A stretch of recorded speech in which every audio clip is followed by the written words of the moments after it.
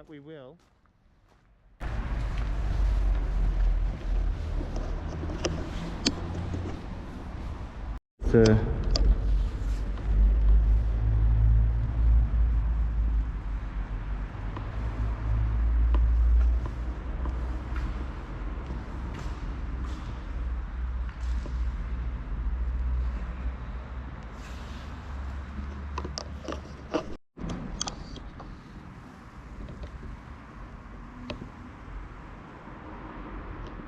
Okay.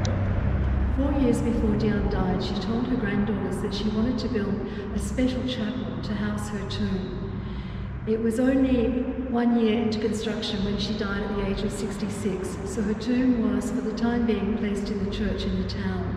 11 years later, this funerary chapel was finished and Diane's tomb was placed where she had wanted to be.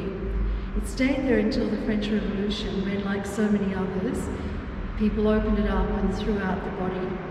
It took until about 2007 for archaeologists to find the body again, and they were able to identify it was her through a number of things, including the fact that the jaw was the right shape, and the leg was broken where she had broken it from a horse fall and so on.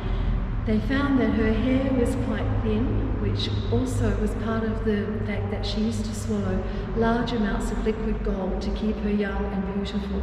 And in fact, they found that in her remains, she had 250 times the amount that you would expect to find in a corpse.